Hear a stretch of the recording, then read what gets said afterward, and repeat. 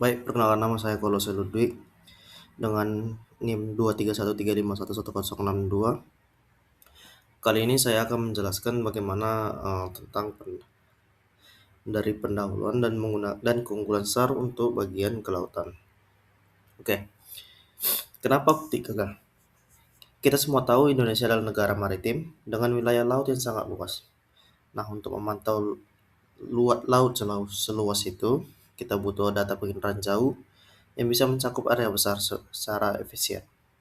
Masalahnya, sensor optik secara seperti Landsat atau MODIS itu bekerja dengan menangkap pantulan cahaya dari matahari. Di wilayah tropis seperti Indonesia, lahan tutupan awan itu sangat tinggi banget, hingga hampir sepanjang tahun. Akibatnya, citra optik sering gagal. Seperti area yang mau kita amati malah tertutup oleh awan. Jadi datanya nggak bisa dipakai. Kemudian, solusi dan sensor aktif SAR. Nah, disinilah SAR atau Synthetic Aperture Radar jadi solusi.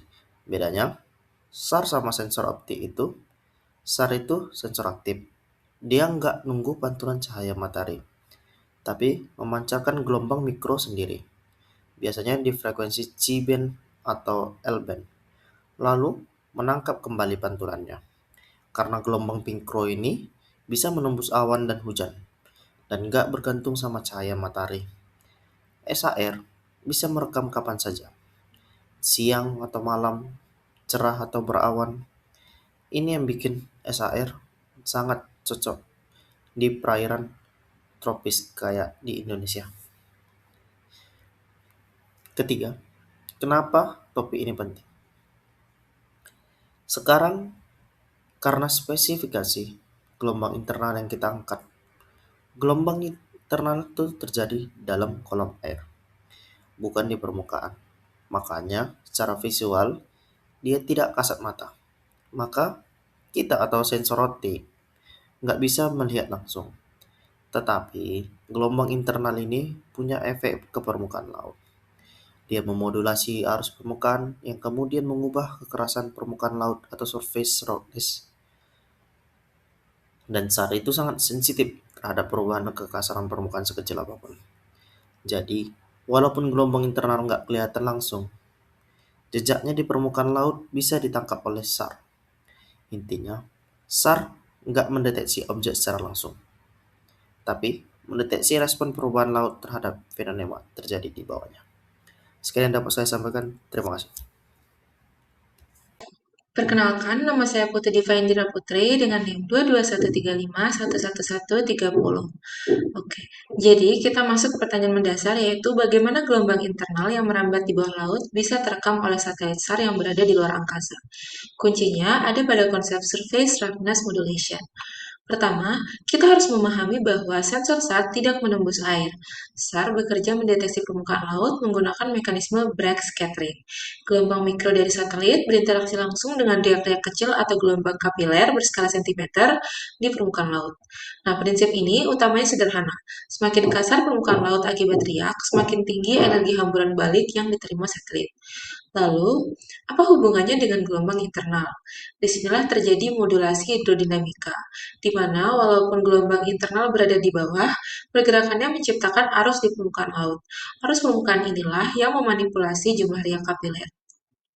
Lalu, seperti yang diilustrasikan pada gambar, ada dua zona yang terbentuk, yaitu zona konvergensi atau area mengumpul, arus mengumpul. Di sini, riak-riak air terakumulasi sehingga permukaan laut menjadi sangat kasar. Backscatter menjadi tinggi dan pada citra SAR, area ini akan tampak sebagai pita terang.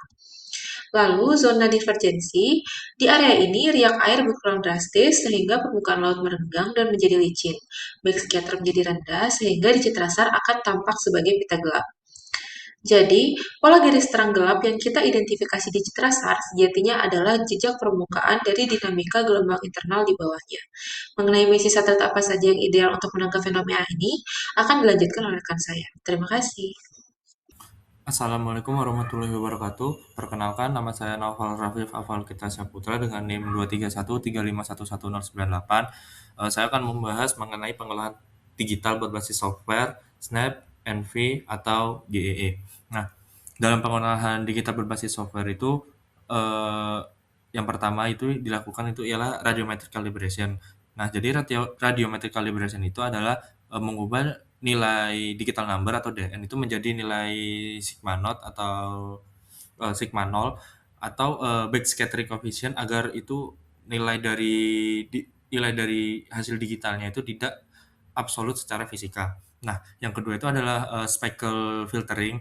Nah, jadi speckle filtering itu ialah menerapkan filter Lee atau Frost untuk mengurangi bintik-bintik atau noise di hasil digitalnya nanti yang diakibatkan itu oleh intervensi sinyal koheren radar agar pola-pola garis terang gelap itu dia tuh menjadi tajam.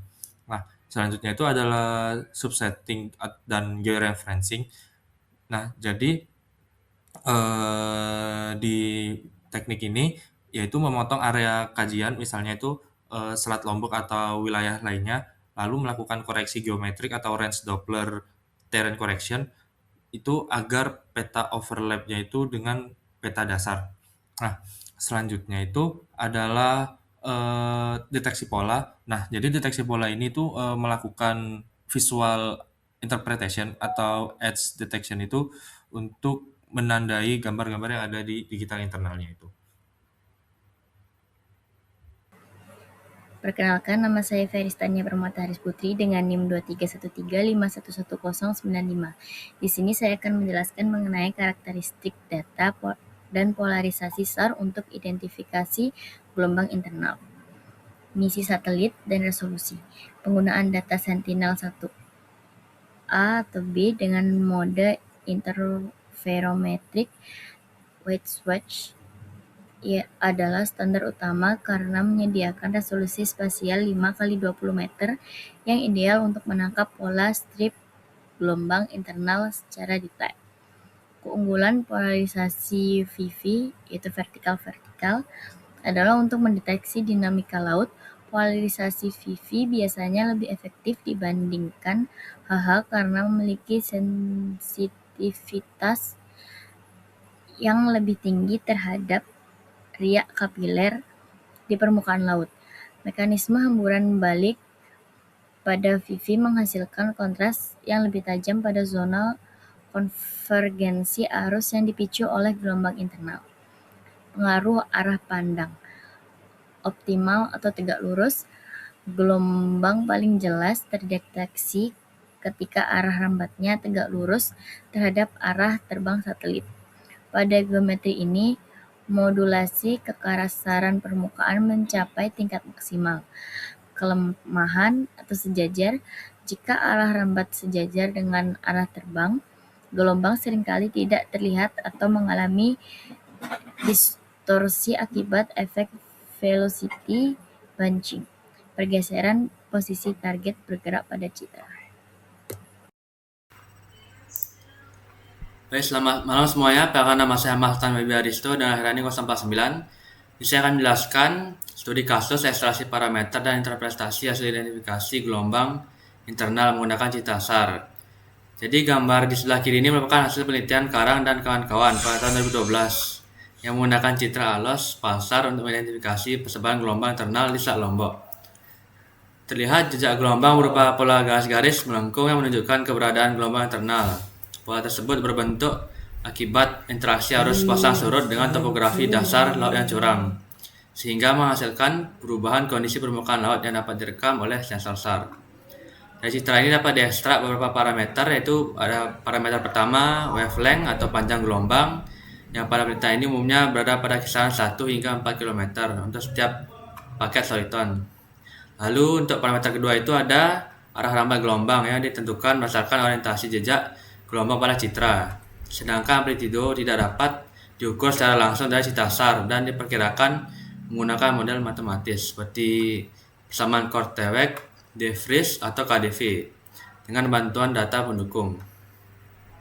Sebagai kesimpulan, citra SAR ALOS PALSAR ini terbukti efektif untuk memetakan gelombang internal secara spasial pada wilayah yang luas dalam berbagai kondisi cuaca. Untuk meningkatkan akurasi, interpretasi data SAR sebaiknya dikombinasikan dengan data altimetri satelit maupun data pengukuran lapangan seperti CTD atau ATJP sebagai validasi.